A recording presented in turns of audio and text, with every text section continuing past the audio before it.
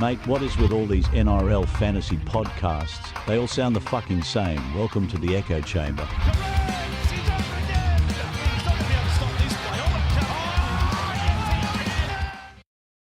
Hello and welcome to the NRL Fantasy Echo Chamber, round 18, TLT Origin, bit of everything podcast. How you going, Ham? You know, in between South Sydney's woes and the Blues about to win Origin, I'm pretty good.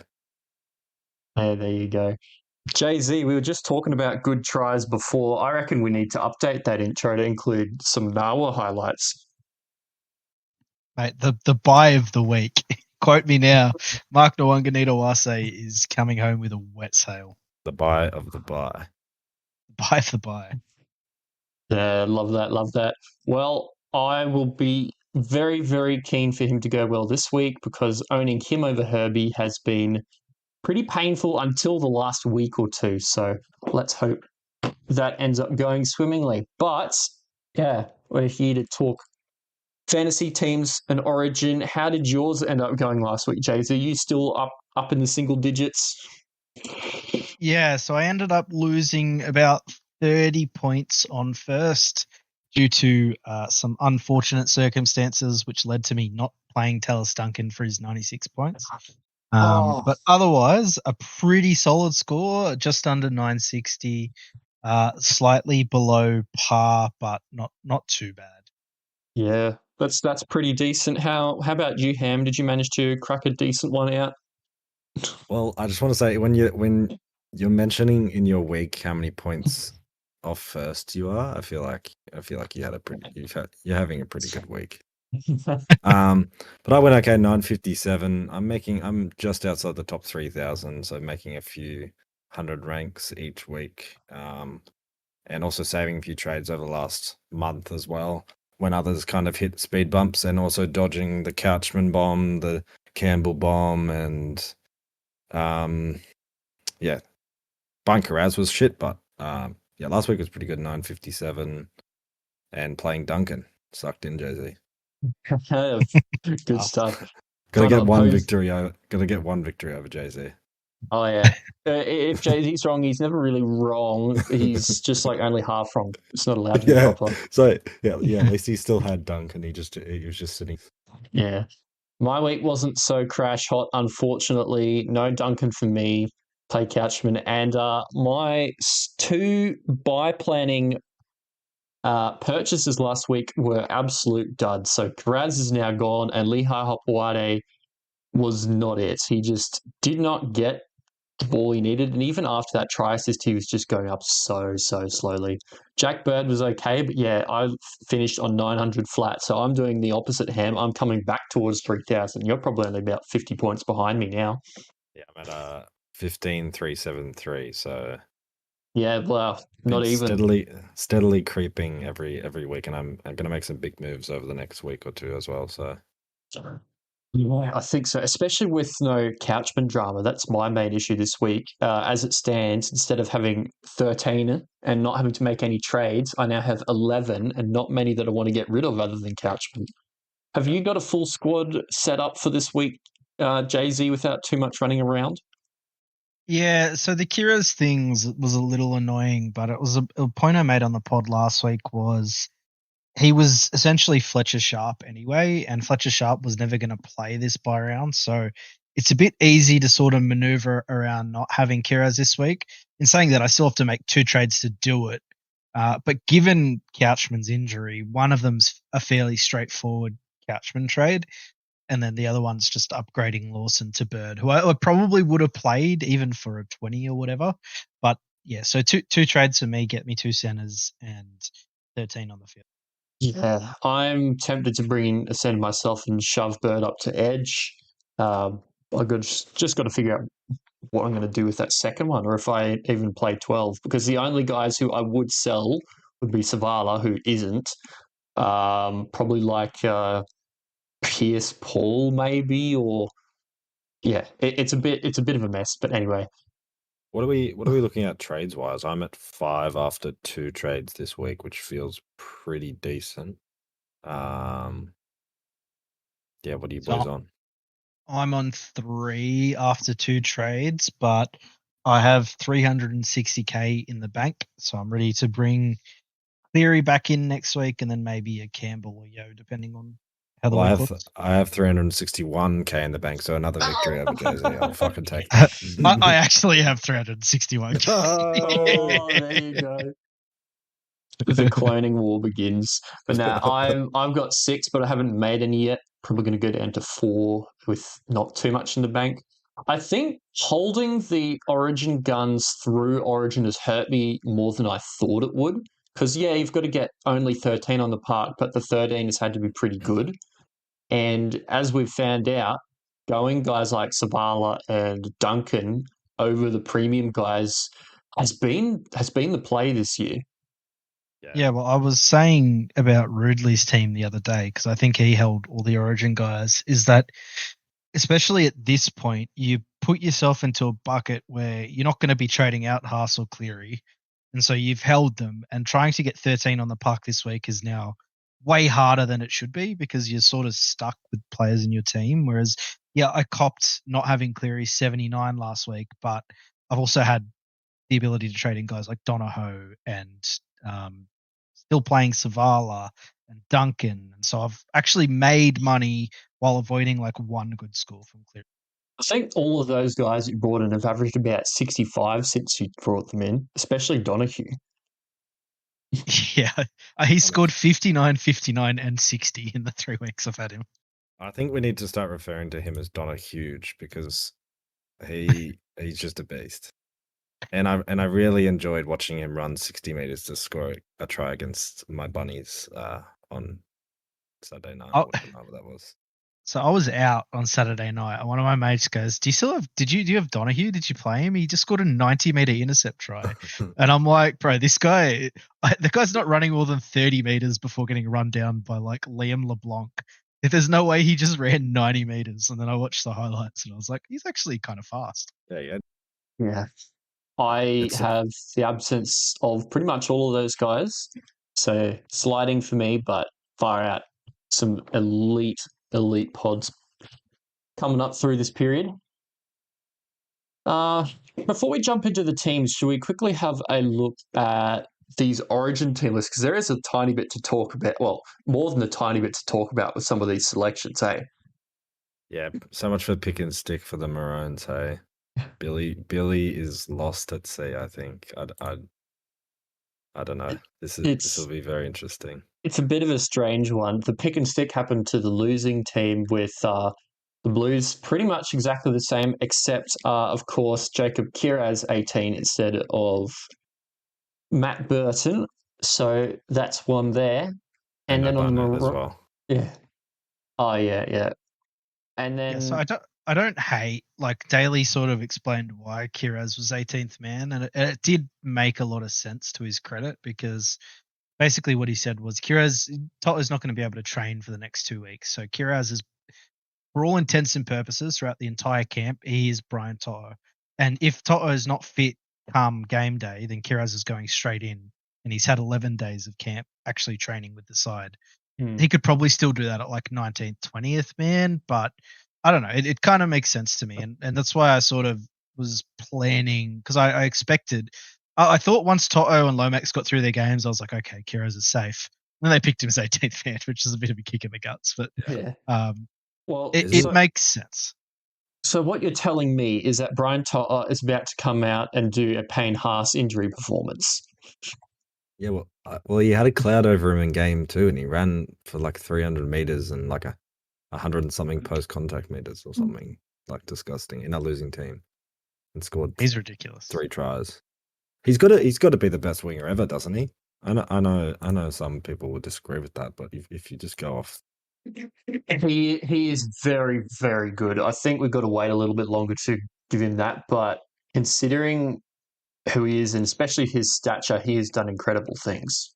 Yeah, I think you take that into consideration, though. Like, by 26, he's won 4 comps, been to 5 grand finals, and he's statistically, like, disgusting running meters, disgusting tackle breaks.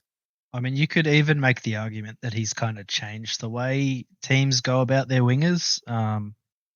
Before he came Definitely. in, we were still sort of on the tall, strong finishing wingers, and ever since he started playing for Penrith, all of a sudden you're going, okay, now we need yardage wing fullbacks, because if Brian Toto is making 250 meters a game, it's almost making up for having sort of average forwards. Not that Penrith have average forwards by any means, but having that and just the way that Penrith play, everyone's trying to emulate that now. You're looking at guys like Greg Mars who have come after him, who make sort of 200 to 250 meters a game as well. And it's all because of Brian Toto. He's just completely changed the game. Well, even Zach Lomax, probably 5 years ago, he would have been just that stand on the fucking sideline, jump up, catch the ball, put it down. But he actually does a lot of tough carries and making that meterage out of his own end. So that's also what makes him a different kind of threat, because he might not do what Toto does best to the same extent, but he has that height. And yeah, I agree. Brian Toto has definitely impacted how wingers play in the game now. When you were talking about that, it made me think of a few years ago. I think Campbell Graham was playing for Australia on the wing in the World Cup or something, and the commentators were basically baffled by him taking a kick return and then just running it up the guts like a prop. They're like, "What is this, bro? He's like an extra forward for them." But yeah, Brian Tyler has kind of pushed it towards that. Hey, Yeah, Oh, cool. he's the goat he's in my great. eyes. Good stuff. Yeah, less conventional, game-breaking, everything-changing stuff on the Maroons side. So with Kalen Ponga being out with that Liz Frank injury, we have Hammer moving back to fullback and Shibasaki from development contract to playing in Game 3 decider for Origin. Well done to him. I'm very surprised by this selection. Holmes on the wing as well. I probably don't love that. And equally surprising is calling Josh Papali'i out of retirement to start at prop for the Maroons as well. I think Horse is just in the bad books. I don't think he's like Ryan Madison with the Eels. You just aren't picking him. Yeah, I think with Shibasaki, it's such an awesome story. Would he be on my radar? Probably not. But I'm also not an NRL State of Origin coach. But I think Hammer has also been the form Queensland fullback of the comp. Walsh, yeah, he's been good in the last 2 weeks, but I don't know. For me, like, there's a couple of narratives in my head which make no sense, but it's like they were sitting there at the selection table and they're like, okay, so Reece Walsh has been back from the Broncos the last 3 weeks and they've won 3 games on the trot. What should we do? Well, let's pick Shibasaki. And that's how they started there. And it's just like, what is going on in Billy's head? He's almost sort of backed himself into a corner with these like narrative picks. yeah, Don't get me wrong. Shibasaki has had a great season, playing pretty well, but you don't have to pick him when you can put Hammer in the centres, who's done a job there for Queensland before. And you have Reece Walsh, who is one of the best players in the entire competition. Instead, you've got Hammer at fullback, who is a good enough fullback, but he plays centre for the Dolphins by the end of every season. And then you have Shibasaki, who, like, come on, man. He's been good at club level, but he's not at that level of State of Origin football. It's Billy is such an interesting, like, I remember it coming out a few years back when he had that whole he had like that that word Ubuntu that he got all the Queenslanders to follow, and it was all a bit woo woo, and he's getting all poetic and shit, and I'm like, does it have, like, just pick who's the best in the team? And they've been pick and stick for, and they've gloated about being pick and stick for so many years. And as soon as they're faced with some adversity, they're throwing everything out the window. They're ignoring talent. They've got Trent Liero starting lock with Carrigan on the bench, which I still don't think is the answer.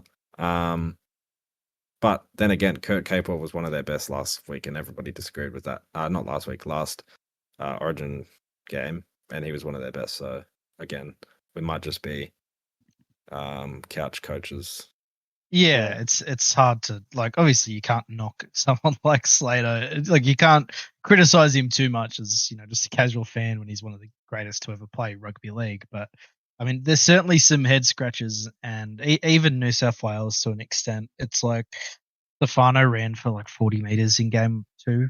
Why are we picking him again over Terrell May or Keon Kalamatangi? Yeah, and he had that terrible play where he just stopped in the line and just kind of ruined the momentum that the Blues had going there. So yeah, makes no sense. But being Origin coach is probably the worst job in the world. Like you're never going to be able to get anything right unless you win, and then all your choices are magically good. Yep. Like if the Maroons win this series, everyone will be kissing Billy Slater's feet, saying his bold choices are what won us the series, and like just all this bullshit. So it's like you can't win and you can't lose either way. Oh yeah, it has like a Queensland origin folklore all over it. It's like Shibasaki came from a train and trial deal 4 months ago, and now he's winning the fucking game in New South Wales against the Blues. Fucking Josh Papali'i back from retirement when like it just wasn't necessary because they had Corey Horsburgh the whole time. Tom Dearden steps into the 7 jersey over his mentor Daly Chariot. Like you're right. There are so many. Yeah, and maybe it's triple because we're New South Welshmen, but correct. It just it's come on, man. Like pull the other one. Queensland have made more magical moments in Origin than New South Wales, absolutely. But it's almost like Billy has tried to force those narratives this season by picking guys that shouldn't be there. This is also the first time in like my watching like Origin experience where our side looks like I'm like, yes, love it. Love every pick, except maybe the Stefano pick, but like that doesn't really count. It's like we're finally at a stage where we can do the set and forget. We can do the pick and stick. Yeah.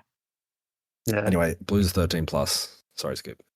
Yeah, well, I'm inclined to agree. I just have no idea how things are going to go after last game. It's Origin footy, and I'm sure we'll enjoy whatever comes out of it. Just glad it's in Sydney. Yeah, let's go. All right, let's crack on with the round 18 games. Short round because of all the buys, but it kicks off in a core stadium with the Bulldogs versus the Broncos on Friday night. There's a few outs for each team. We've got Burton, Sexton in the halves, Galvin on the bench again. It's a bit of an interesting rotation they've got going. They've got Tuala in the centres, Wilson on the wing to replace Critter and Carraz. In the forwards, they've got Bailey Hayward, 13, Curtis Morin back on the bench, and Lipui Hopoi back in the team as well. So on the Broncos side, return of one Selwyn Cobbo finally from the Wilderness, and the guy who displaced him is still in his spot on the wing. No Payne Haas, no Paddy Carrigan means we've got Xavier Willison starting and Kobe Hetherington at lock, Smoothie and Gajewski on the bench. That's a really interesting bench from the Broncos with Walters, Hunt, Smoothie and Gajewski. That seems really, really thin. But we'll see how that goes. I think, Bulldogs have got somewhat of a smaller bench as well, with Morin being a smaller forward and Galvin, so I think it's pretty evenly. I actually like Galvin off the bench. A lot of people have been clowning it, but I think the short burst of time that he's come on has been pretty good, and he's like he can tackle as well, so he's not just going on there and floating around and trying to be a third playmaker, which he can be, but he can also make those tackles. See, I'm kind of in the other camp where I think he's not in their best 17 at the moment. He was good against Para when he came on and played that role, but I mean, Para aren't exactly a great team. And when he came on against Penrith, I felt the Dogs started playing a lot worse. Like Sexton is just a much straighter halfback and a more genuine out-and-out 7, whereas I think Galvin and Burton are both 6s and they play a bit more sideways and they're a bit more run first. And you really could tell the difference when they did that swap last week against Penrith, where Marnie came off, Sexton went to 9, and Galvin went to 6. Theory even exposed him on that little line break play he did down the sideline. I don't know if he's in their best 17 at the moment. Obviously, they're going to try to force it as much as they can. They didn't sign him to not play him, but I think it should be parked until next season, where he has a full off season with the team. I agree as well. I think definitely Toby Sexton should be the 7. But yeah, maybe they should just leave him on the bench and play it like he didn't have to come on against Penrith. I don't think. I think as you said, they were playing well and they had the tempo. So I think he should be coming on when it suits the game. Yeah, that's a fair shout. Like they kind of have a couple of small minute forwards as well that they don't really need to carry. Like Saluka Fafita plays 20 minutes a game, and guys like Curtis Moran, who I know hasn't been in first grade all year, but he only gets 20 minutes a game when he's in the side. Yeah. So I don't know, maybe they could carry one forward less and run Galvin as a true utility and put him on in the forwards instead of in the halves. I think would be the way I would use him. Play him as second row. Yeah, he's big enough. Yeah. He's also, I guess, like half coverage as well. Like the Bronx have got Billy Walters.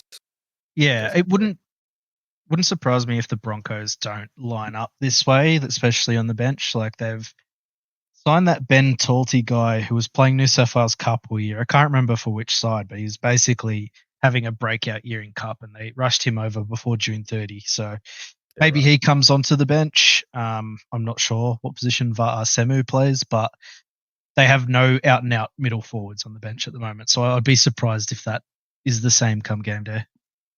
What are your thoughts on Karapani, Scoop? I think he's cheap enough that you have to have half a look at him, but he's been around for long enough that he's almost priced himself out of consideration.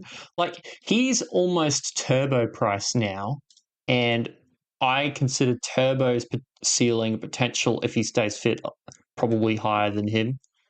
So, yeah, he's there. I'm probably not going to look at him, though. I don't love him, but I kind of wish I bought him last week now. While he was cheap, he looked like a good option. I guess I sort of had doubts in my mind over him holding that spot over Cobbo, but now it looks like he's clearly going to have it for the rest of the year, or at least until he gets injured. So he's a tackle busting winger who is on the right side of the field to score a bunch of tries. Like, as I sort of pointed out with Shiba when Walsh came back, he scored 3 doubles in a row, but Karapani's also scored 5 tries in his last 3 games, and they're both on that same edge. So he's going to get plenty of ball. Last week was probably a more fluky score than the other 2, but he has the potential to be a good scorer. I think there's a... Also, you go. He's got a fairly okay run. He's got, after this game, he's got Titans, a bye, Eels, Rabbitohs. So I think he's got a good enough, I think if you're just weighing up either like a Bird or Karapani, and you just want a bit of a pod, I think Karapani is. There's another stat that might work in his favour as well. I think Karapani's wing, that wing for the Broncos, is the highest scoring position for any team, for any position this year. I think they've scored more tries than any other spot, and it is quite profitable. We have seen it with Jesse Arthurs early in the season, and now Arthurs is on the other wing and Karapani's there. So it is very profitable, and so tries literally might be part of his base. Yeah. Yeah. Oh, it's great. Yeah. I think we just started saying it because Eddie hated it, and we've just kind of forgotten about it now, which is there. Anyone else? Yeah. I was going to say, speaking of tries being part of someone's base, Jacob Preston has not scored a try in 4 games this year. I think he scored a try in 6 of them. So tries are part of his base at the moment. I kept telling people that, there's other higher ceiling ones for Supercoach, because without tries it's a bit meh.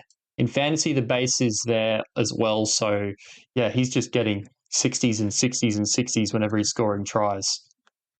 I really want to see him have like a 100-pointer because he's still a relative pod up the top. There aren't that many teams that had the amount of cash that I had sitting around to buy him straight away. I think more teams went straight to Campbell. So it would be very, very fruitful for me if he turned in a big game against Brisbane.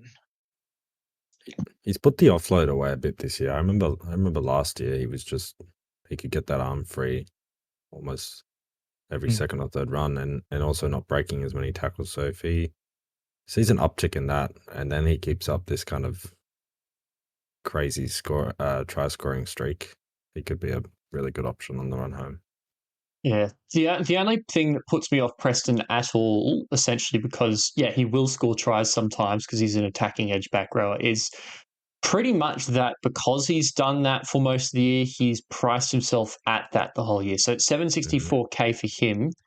If I needed an edge, which I probably don't, considering I've got Aitken, Kolomatangi, and Kai Pearce-Paul, even though Couchman's injured, Eliesa Katoa is there, and we just saw how dangerous he can be on the weekend versus the Sharks at about 70K cheaper. I think most people will probably lean towards Katoa after that performance over Preston, which might work out in your favour, Jay-Z, if Preston goes well. Yeah, so I guess my counterpoint to that is Herbie Farnworth. He was sitting at like 760K the entire season, and all the top teams have him, but a lot of teams are like, I'm not paying 760K for a center. He's got to come down at some point. And instead of going down, he's actually just rocketed up to 850K. Yeah, I've been telling people that for 2 months. Like, you've just like, if you're competitive and if you're wanting to go well, you're just gonna at this stage you're just gonna have to bite the bullet and get him in, because even without the tries, he is averaging over 60. So yeah, 70 and a 66 in his last 2 games without a try. That's right. Yeah, and I think it was Longy. He was saying he's a bit worried about Herbie with the injuries to Nikorima and Bostock. I honestly don't think it fucking matters who's outside Herbie. Like, I think if he just gets the ball, most of his try assists to Bostock were not even that flashy. It was just a little bit of space, or they had the overlap or something. So, I'm off the top of my head, I'm unsure who's going to take Nikorima's spot. But I'm sure they can do Sean O'Sullivan, probably. Yeah. Yep. Look, he's I guess he's more of a 7 in my eyes, but maybe your boy Donahue gets put in the halves. Oh, I hope not. Maybe, but Well, considering Jake, who they're losing, I think Donahue has to stay lock. yeah, I think Jake Averillo would be the option, or Yeah, I think that's a that's good what they'll shout, do. actually. yeah, or But Sean. they're short on outside backs as well. Like, if they could have got Cobbo this year, maybe. Mm-hmm. Averillo's actually had low-key quite a good season. In real life, maybe not fantasy, Yeah. I won't check his fantasy stats, but it's been very good on the field this year. Yeah, I think so too. And Trey Fuller, he made his return from his ACL, I think, a few weeks ago. So I know he's played a bit of 5/8 in the past. So I'm sure if they wanted to, they could slot him in at 5/8. Yeah. So for people listening, Cody is out for 6 weeks, was the latest news.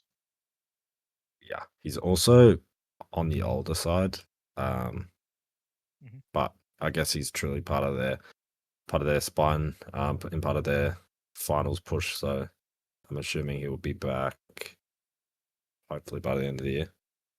Yeah, they've had a rough month.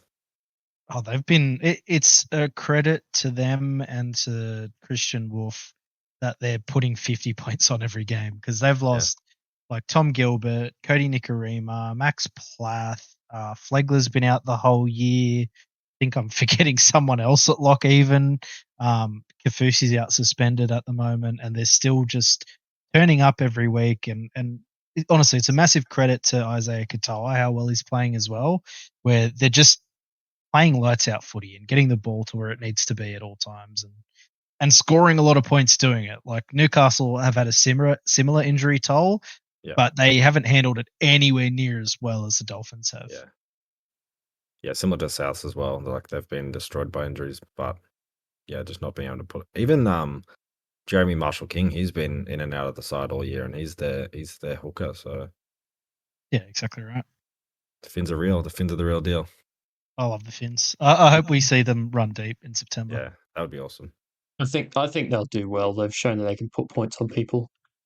But yeah, back to the doggies. Have we got anybody that is kind of interesting other than Preston? I know that Bryce has still got Reed Marnie and he's going sort of 50 tackles in 55 minutes and then going off. Few people have Burton, but I just don't want to touch him with Galvin in the team now. Yeah, that's what I was going to say. I think a few people would have Matt Burton if you didn't get him out. Viliame Kikau has been on a real purple streak in the last month or two. I know a few people were throwing his name around. So he could be a fun little pod option as well if you're a head-to-head player, or if you're just looking for a slightly cheaper Preston. Even then, like he is the amount of offloads he's throwing in these games is unreal. Like 6 against South Sydney the week before, 3 against Penrith, 3 against Para, 3 against the Dolphins. Like, yeah, his base may not be as good as some others, but he's a tackle buster. He throws offloads, and they're giving him heaps of ball close to the line. Yeah. So, it may be a little late. Like I would have probably liked to look at him at around the sort of round 12 mark instead of now, but he's posting keeper level scores. Yeah. I think the knock against him was always he couldn't get that base together to match the kind of flair and the X factor that he has, especially at Penrith. But yeah, as you said, he's getting those tackle busts and those offloads, and even getting up and around the 30 tackle mark every other week. So he'd definitely be a fun option if you're looking for something a little bit cheaper than Preston's mid 700k price.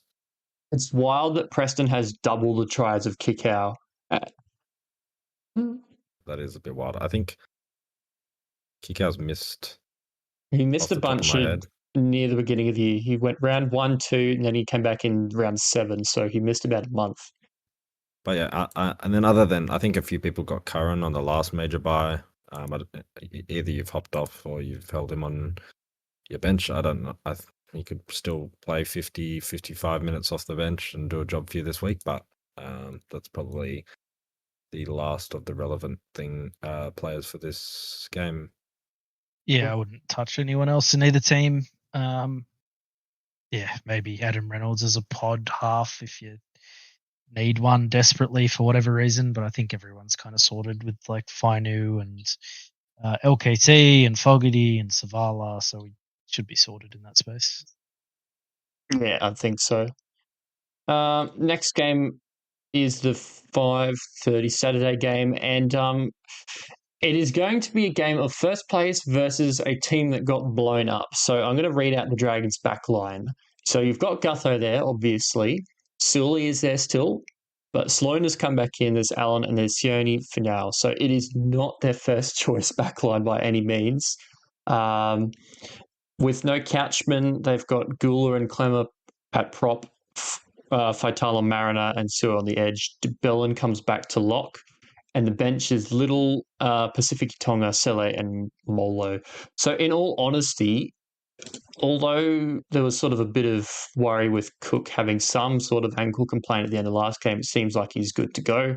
This could be really good for like the Cooks and the Jacob Littles and that type of thing. Yeah, well, we're hoping for kind of a slog here, so Cook can get those tackles, and then so that Fogarty can kick his dick off, but. This game screams to me out of pure narrative this year of what should happen won't happen. The Raiders should blow the Dragons to smithereens here, but I would not be. I would be having a little look at the odds on certain apps because it's screaming to me, especially for tippers. Like what what shouldn't happen is going to happen, and it's at home for Raiders, I guess, which is just anyway. Yeah, I'm not as convinced. I think this Dragon side, and even for Damien Cook, it's not a good bench for him. There's 3 middles. So unless Amesele plays on the edge for Faitala Mariner, my Jeez, hopes of him I don't think he's going, ever played edge. he might have. He had dual position at one point, so I think he must have played it at some point. But I can't see Cook getting the 70 minutes that we were hoping for, and so he might be one that we need to hop off next week. Yeah, definitely. I might be getting him out instead of, or unless Walker is back, he might make way before Savala. Yeah, I'm kind of leaning towards holding Donahoe, and I also bought Brayley last week. So with that, I think I've got enough hooker coverage that I can punt him to a Cleary or a Yo next week. I would be staying away from Finau and your Allens and even your Jed Stewarts of the world. They just all scare me a lot. Yeah, Jed just a negative stat merchant. Like he scored 2 tries, and I think he had one score over 30, both basically bang on each other. 12 tackles for a winger last week is impressive though. I think he had like -16. Was it him or Lawson had -16 in demerits? Special shout out to Lawson though last week, coming on 3 minutes before the game because Tuipulotu did his hamstring again. Poor bloke scored 2 tries and barely reached 20. I wonder if there was anyone looping with Lawson and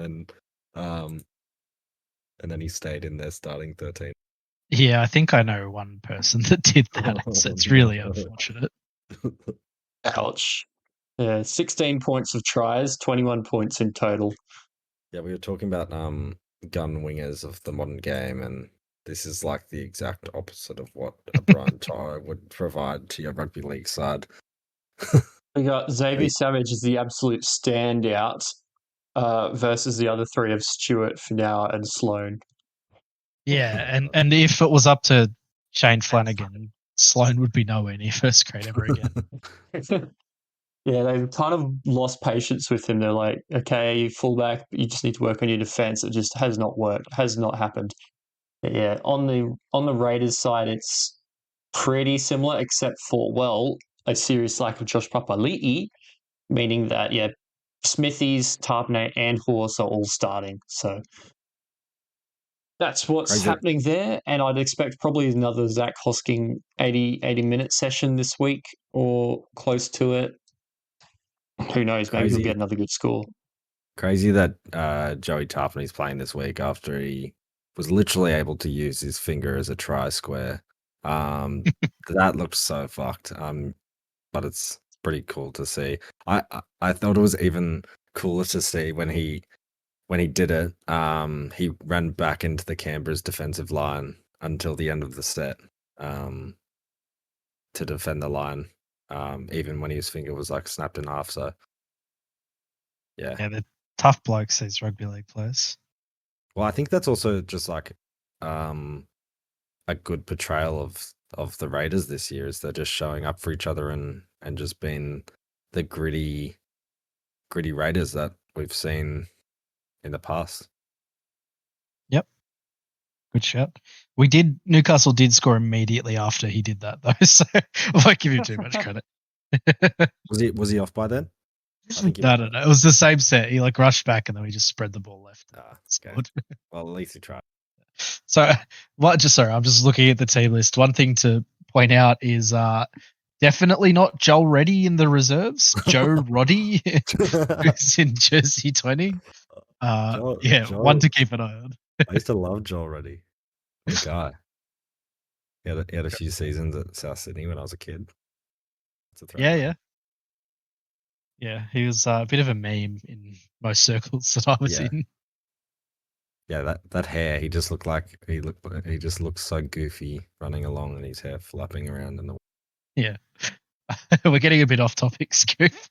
What were we talking about? We were talking about the Dolphins game for about 10 minutes in the first game, so it's par for the course. If you're coming here for on-topic chats, then you're coming to the wrong place. Sorry. No. We talk about other stuff for 15 minutes before we even start. Yeah. That's pretty much all there is for this game, right? It's just your own Tarpane, your own Horse, your own Fogarty. That's about it, sort of a thing, right?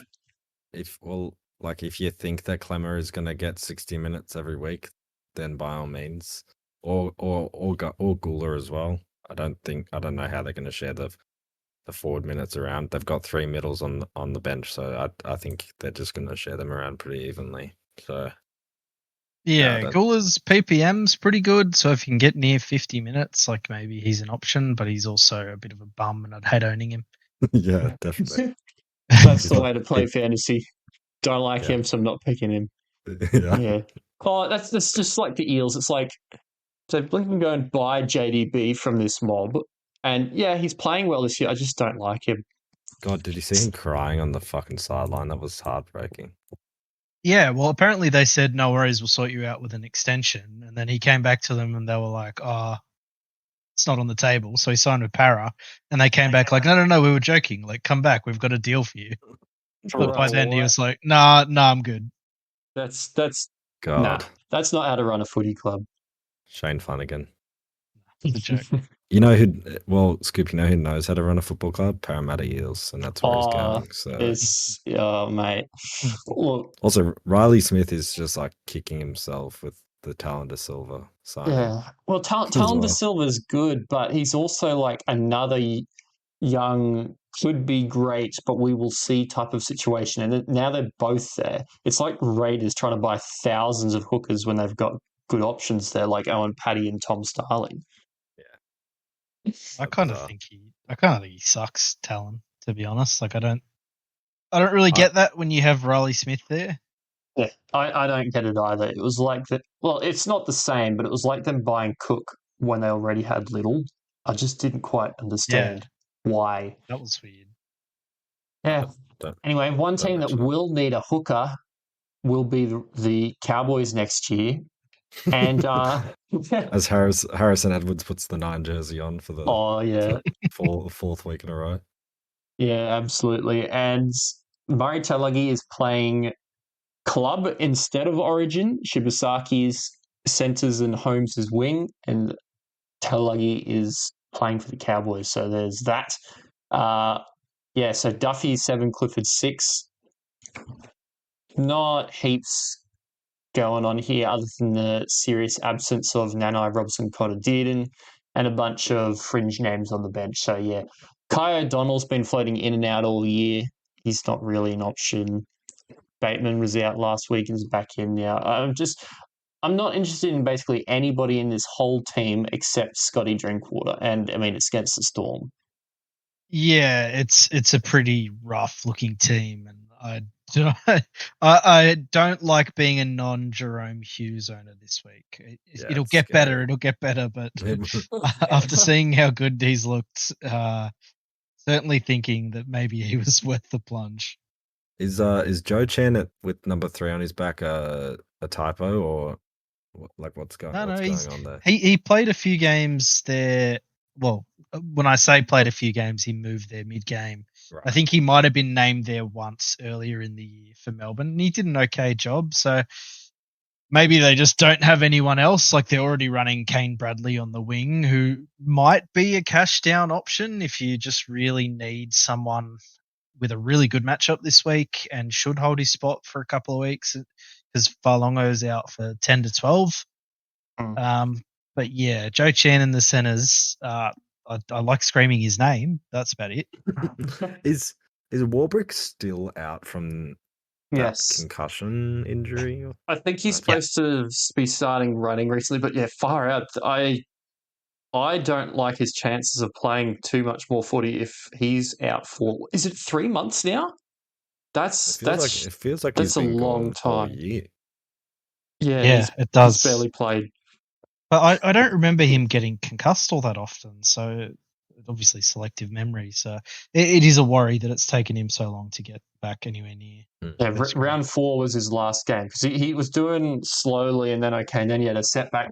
It's just exactly what your worst nightmare is for concussion, that you try and avoid at all costs. And, well, he sort of found it out without, as you said, seeming like he had that much problem with it in the past. So best wishes to him. And, yeah, Kane Bradley may now get a bit of a go at this week.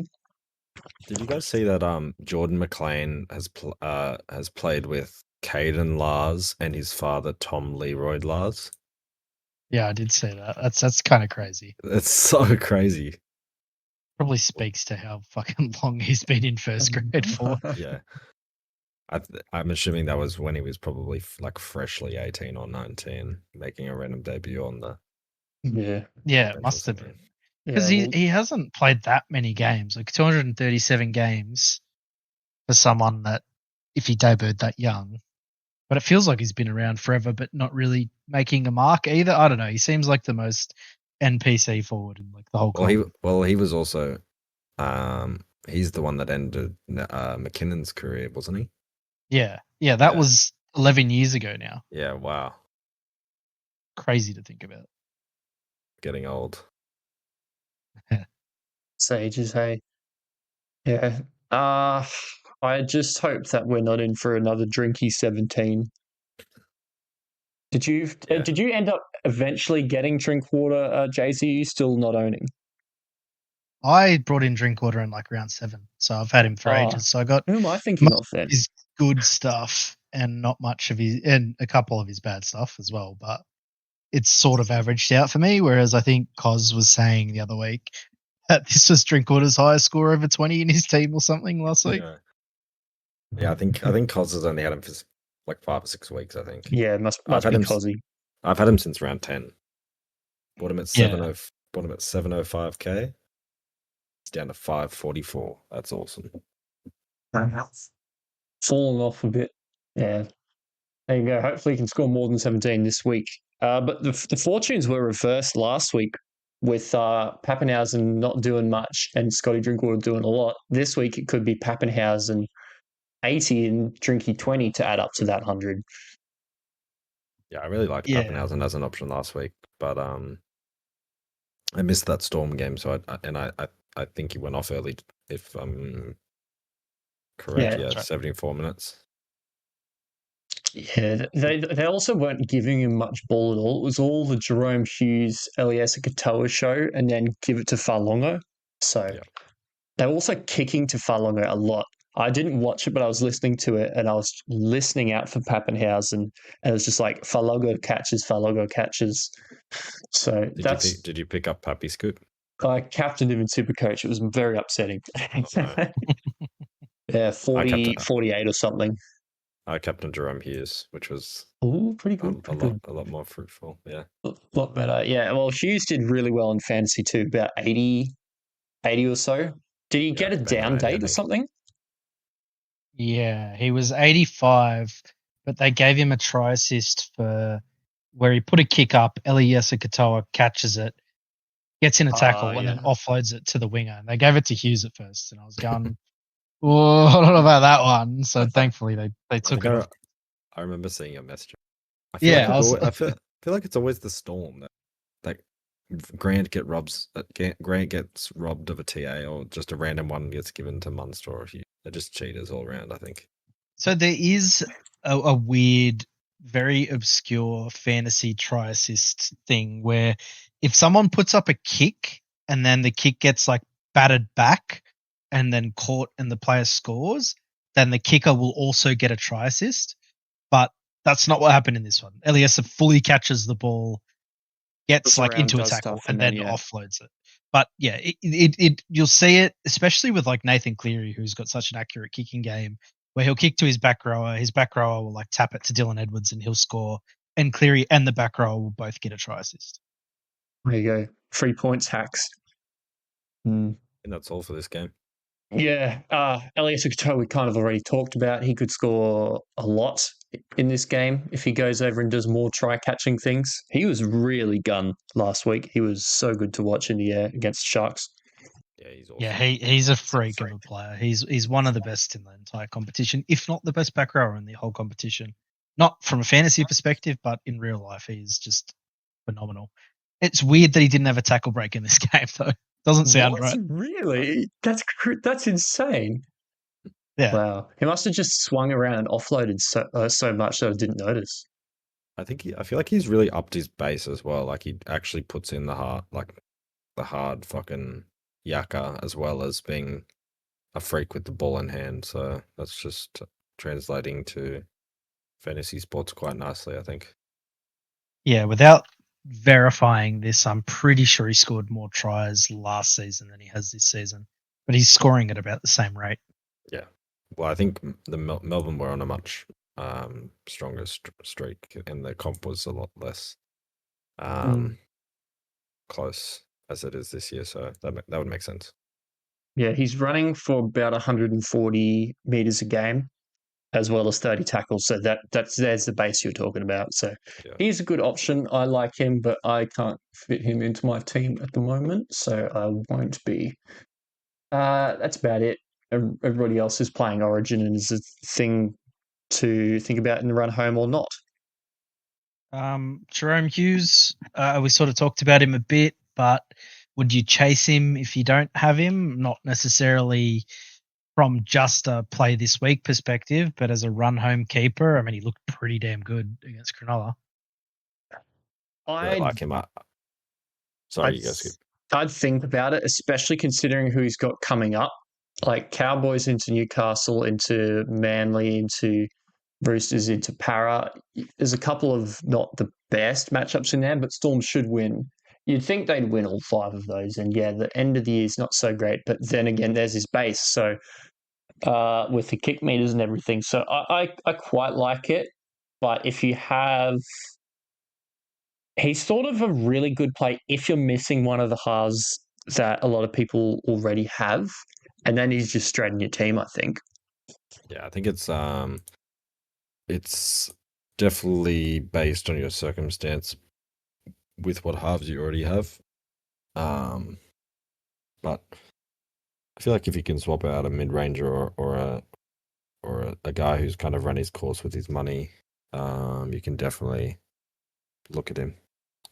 I'm scared. Yeah. I'm really scared not owning him this week, especially with the kind of not like, I don't know, Fogarty and Savala I'm running in my halves, so that doesn't seem, I don't know, like a world-beating pairing. So if I would feel a lot better if I had a Hughes in there, but yeah, I guess we'll have to wait and see.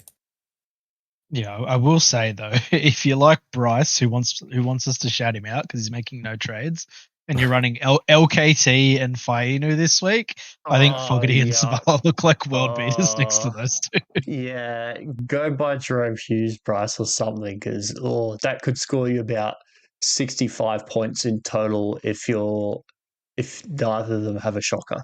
Yeah, that's. Yeah, I wouldn't be banking on LKT or even Fainu really to have a big game, considering they're playing the Raiders and Roosters this week.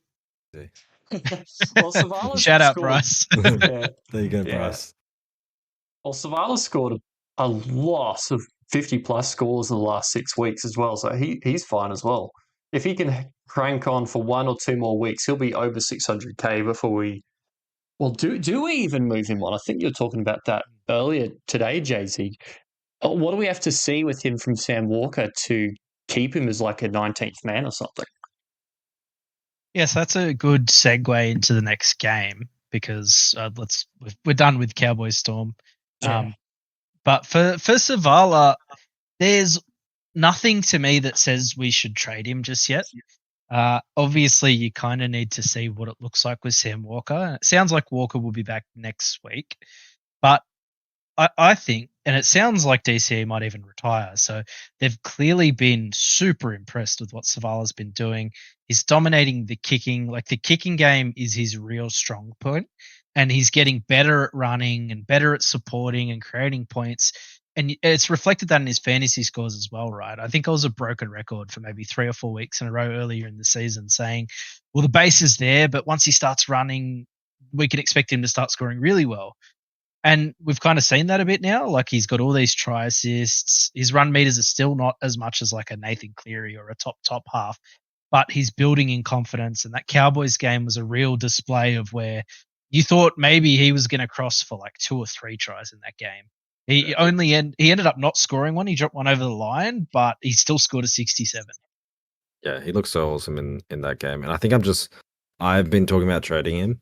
But I agree. I think I should just see how he operates with Walker.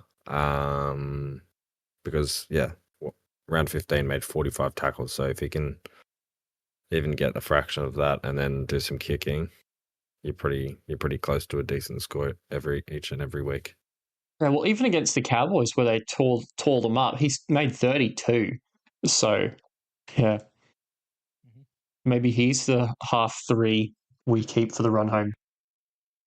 Yeah, well, that's, I think, another thing with the way the final team is looking at the moment. I did a video with Longy last week about your sort of ideal final 18, and for halves, it was basically Cleary, Katoa's like a second, but not a close second, and then basically just whoever you can put in that is scoring at a keeper level. So Savala's kind of matching Fogarty at the moment. I'm sure if you looked at their last 5 scores, they'd be the same, if not Savala a little better. So I don't see an urgent need to rush him on. Yep, Yeah, I can get behind that. I can too. As we move into the Roosters and Tigers game, plenty of relevant players here. As most teams have a dearth of Chooks and Tigers players, including our skip, Terrell May. Bringing in Marky Mark this week, as I'm aware Jay-Z is also doing the same. What are our thoughts with the Chooks boys? Yeah, so for me, I think they have 2 exceptional matchups. So they've got the Tigers this week, who are very under strength, and then they've got St George next week.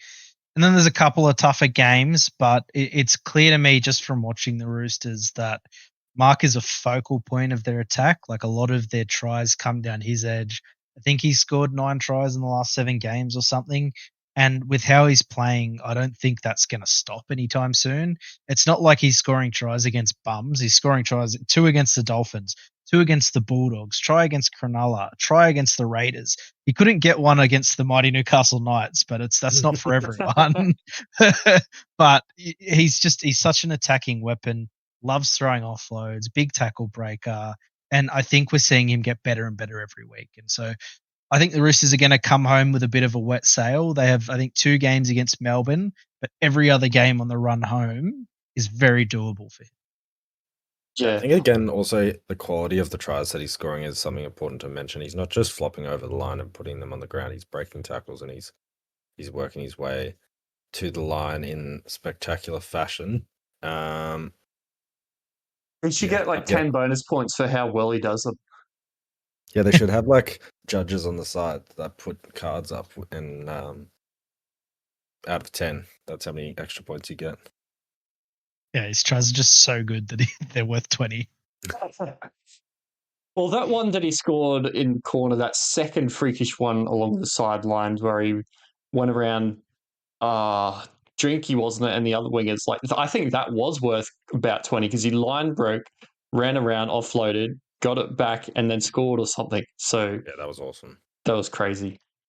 Yeah, that try won me $200 as well. So he's in my good books at the moment. There you go.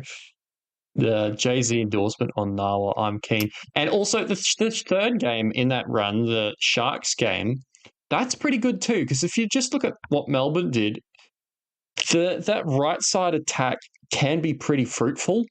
So if you've got attacking weapons in the air, going down that edge, you can have some success there, and Mark might score some more points. Yeah, he did have that really quiet game against the Raiders, which he picked up a try in as well, just for a 31.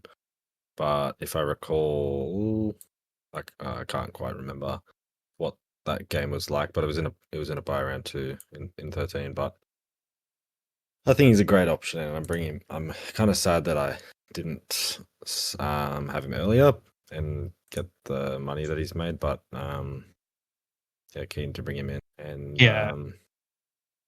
So one thing to add, I think, is now that Garrick's playing on the wing, if that's a permanent thing, then I think Nawa then takes Garrick's spot as the sort of 18th man you want in your side, that sort of wing fullback / center dual position.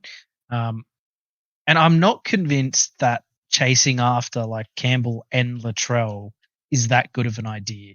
Like I think one of them you'll probably need, I'm almost leaning Latrell at the moment, but I don't think, like, if you don't have the trades left, then I wouldn't be chasing going all out on wing fullbacks. And so having Nwanganita-Wase as like a sort of depth guy where you can almost make judgment calls every week on, oh, do I want to play Drinkwater this week? Do I want to play Kiraz this week? Do I want to play Nwanganita-Wase this week?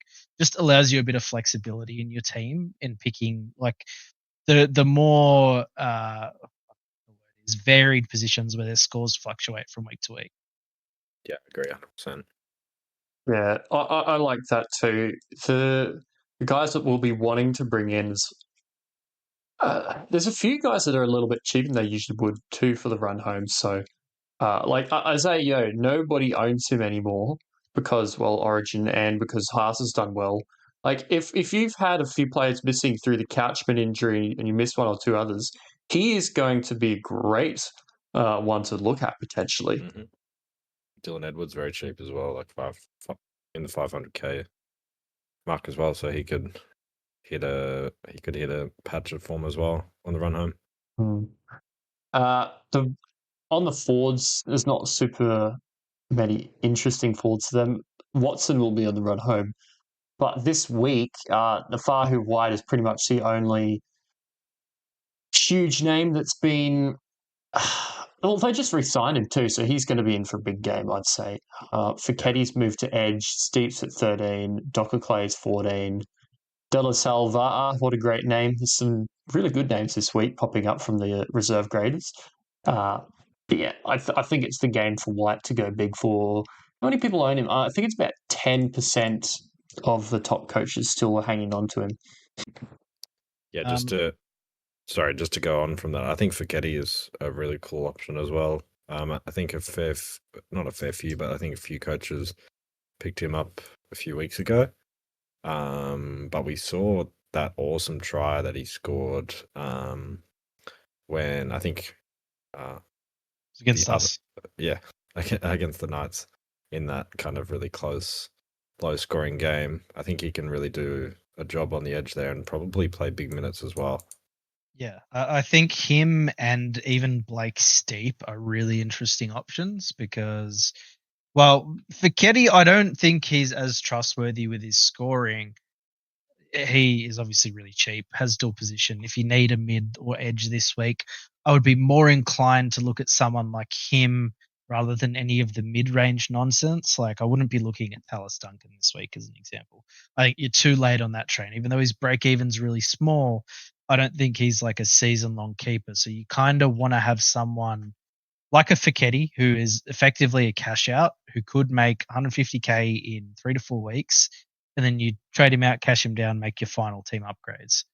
I don't like messing around in the sort of mid-range, but in saying that, I think Blake Steep could also do a similar job, who could average 50 over the next 4 to 5 weeks without the likes of Radley and Wong and the Origin guys. Yeah. Just on Duncan, do you want to know how much closer in price that combo has gotten since the round 13 buy when we were deciding which one to buy? They are now 6k apart after Toby Couchin was 735 in round 13 and Duncan was about 400 flat. So they've come together by more than 300k. That's crazy.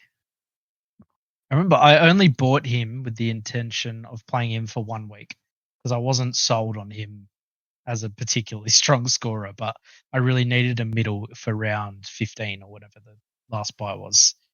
And he's just made 200k almost in 4 weeks or something.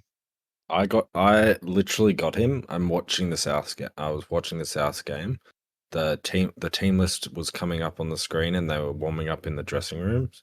And I had Hubner in my side and I'm like, fuck it. And I just traded Hubner to Duncan and he scored like 50 odd and Hubner scored like 23, I think. And I know you were very against that trade, Jay-Z, pretty vocally as well, thinking it was. Yeah. And honestly, it was a pretty shit trade. But I was sick of having Hubner in my team, and yeah, Sometimes you just need to make sometimes dumb decisions just pay off. Honestly, it's as trading in Donahoe for me. I wouldn't call it a dumb decision, but it was something I did very last minute because Fletcher Sharp was laid out. My intention that week was always to play Sharp in the halves. Instead, Donahoe kind of fell into my lap and he scored 60 points every week since. So there's a ton of luck involved in NRL fantasy. Well, I'm basically best mates with Talis Duncan. He was on the same flight to me as to Fiji in December.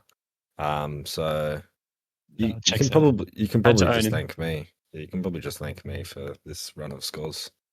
No, that's fair. It's like I'm going to Origin 3 with 82,000 of my closest friends.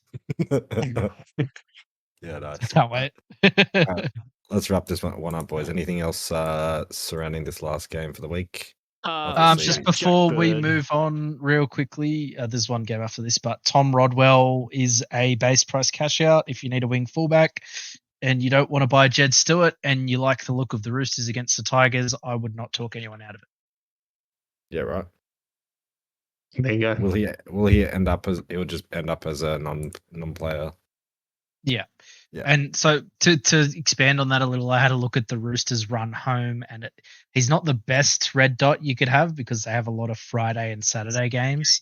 But he could do a job this week for you if you really don't want to spend up on like a Jack Bird who we're about to talk about. Yeah. Cool. Yeah.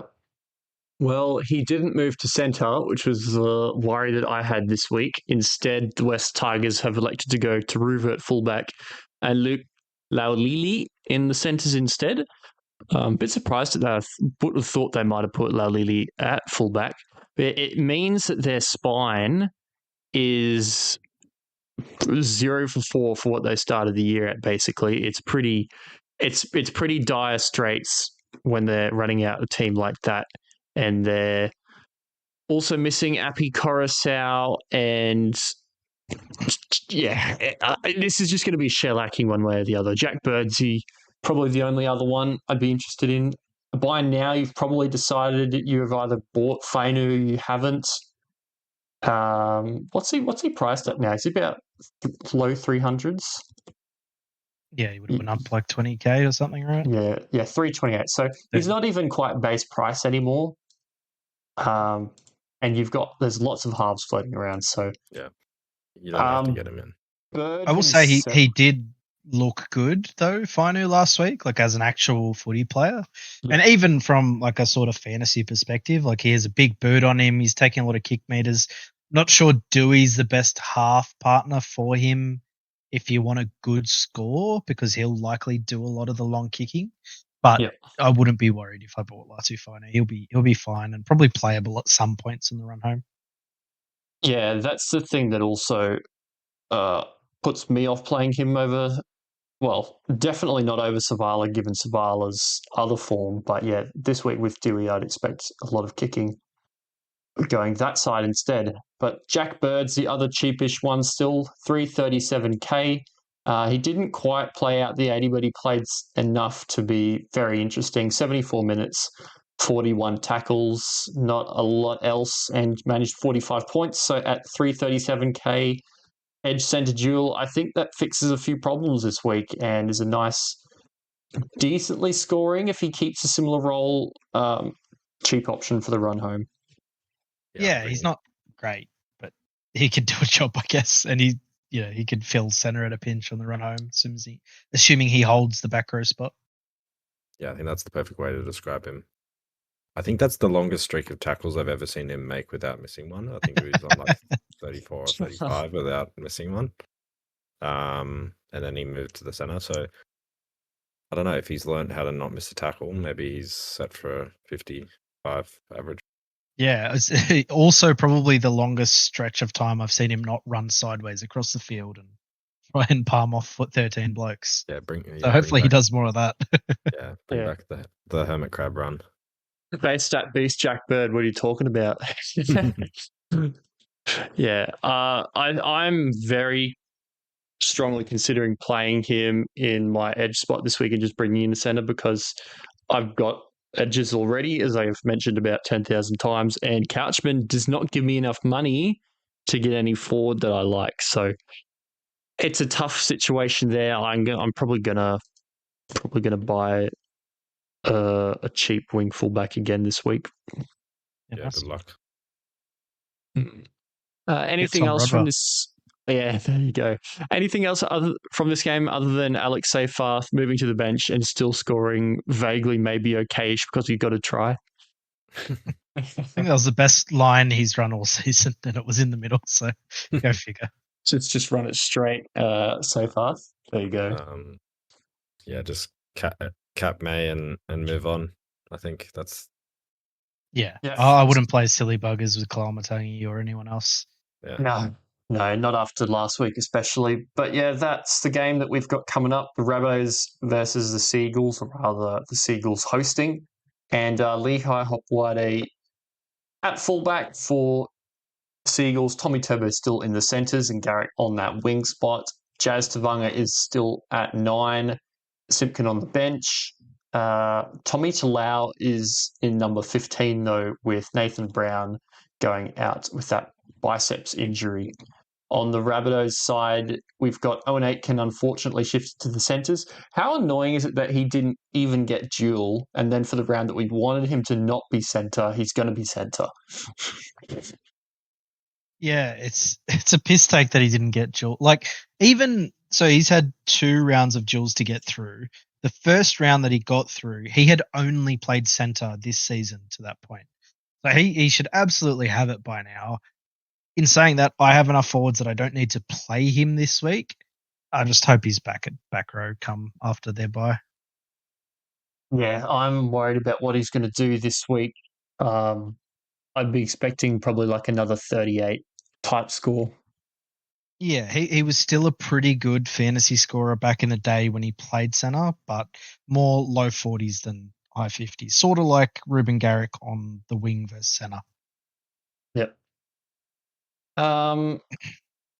You own Humphreys, don't you?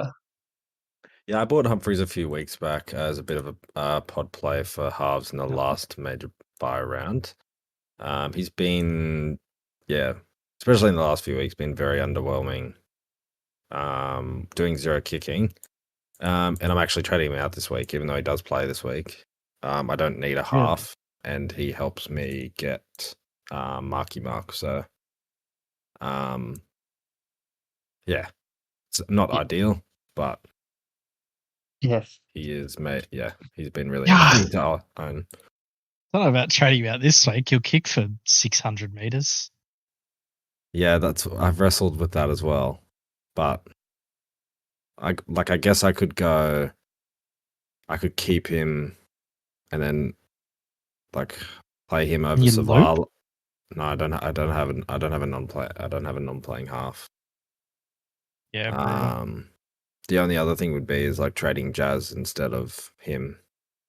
But And then even, you don't you? yeah, then I lose my I've got Cook. I lose my hooker loop, so it's a bit rough. But Fair enough. Yeah, I don't know. Probably not having a half loop means probably not playing him over Savala or Fogarty. So I don't hate that too much. Yeah. I think most of the players in it's this really game. gross, but I think most of the players in this game, if you don't have them already, you're probably not buying them this week.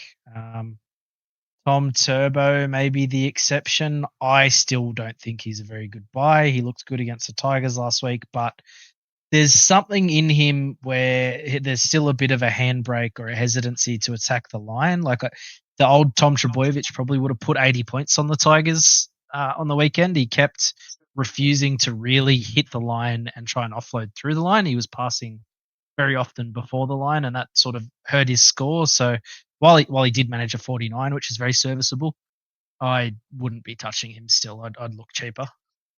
yeah, I agree. It makes me really sad about the whole Tom Trebojevic kind of downfall. But I even think the kind of center pairing of the Rabbitohs this week kind of shuts him down even a bit more than what he came up against last week. So yeah, it was good to see him float across the field and set up a try on the left-hand side, but that didn't even translate to fantasy points. So Maybe from a super coach perspective, he'd be okay, but definitely not. I wouldn't buy him in fantasy. Yeah. How are you feeling as a Lehigh owner about this game, Scoop? I've honestly got no idea how to feel about it. Like, he could get anywhere between 25 and 60, and I wouldn't be surprised at any of the outcomes. What's Yeah. your like kind of future like with Lehigh? Are you like are you Well, just gonna if he looks like he did and the way that he's scoring last game, he's just going to go straight back out again in the buy, I think. I think that was a bit of a dud. Yeah, that's kind of how I feel about Jamie Humphreys. Like he does have that base this week without Trell on the side, but I mean I had that same mentality for the last buy around, and let me check what he scored that week. Sorry. He scored 46 with a try assist. Without Latrell. So Yeah. yeah, I think you've just gotta wait and see. He's got the potential, and Manly have kind of got the troops like Brown and Paseka are their only real outs. If they don't hump the Rabbitohs into the core of the earth this week at home, they're in real strife, I think. Yeah, I just don't think they're that good. I think they struggled to really do a job on the Tigers, who had no Jerome Luai, like Heath Mason playing fullback. Yeah. Coruscant got knocked out. I don't think Manly are very good. Yeah. No, I well, they're agree. out of the 8 now. So, and the way they play, They have they're like the Sharks. They're like a team that should be doing better than they are, but just aren't putting it together. Interesting they have that maybe the two worst edges in the competition in Corey Riddell and Ben Fish. Doesn't fill me with hope as a I was at the pub watching the Manly game last week, and I wanted to go home at halftime. It was one of the worst games of footy I've ever seen. yeah, yuck. I think it's really interesting how Havili is still starting hooker. With Mamzelos on playing 14.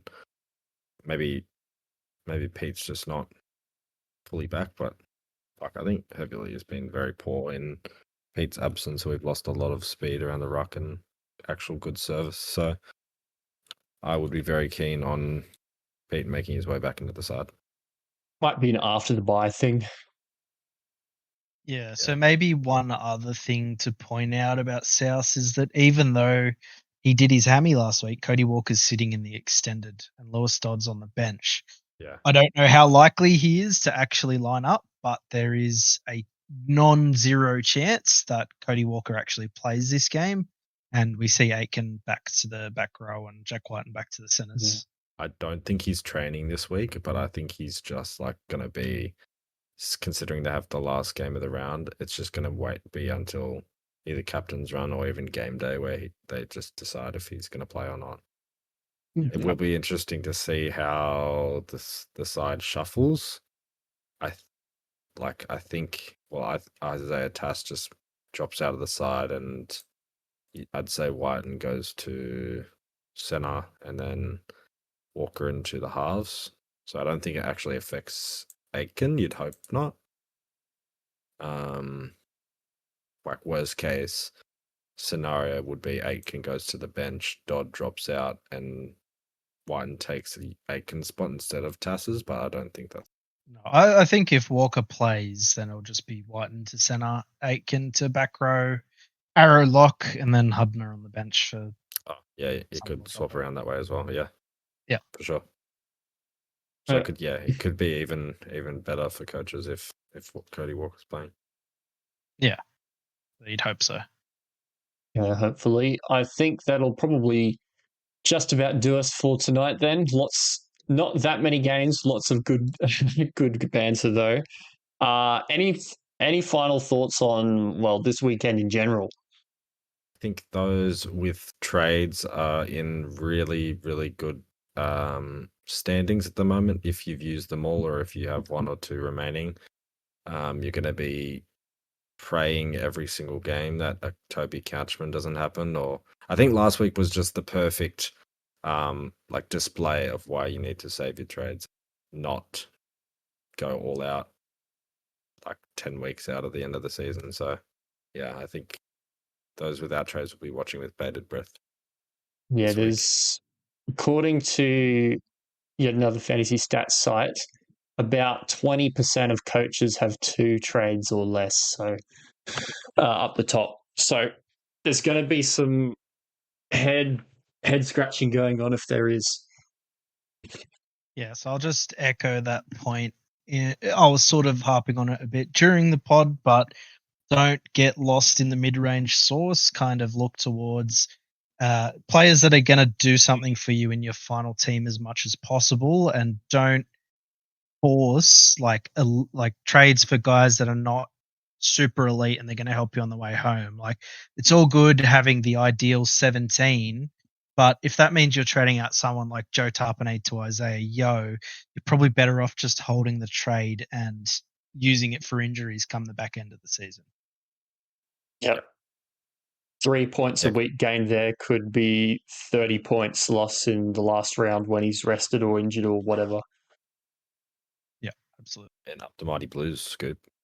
We should try putting any trades or help in the Spotify comments if you've made it this far, and either Bryce or one of us can get on there and reply to any that you put. There you Thoughts. go. Thoughts? Better not be. See you next week. See you guys.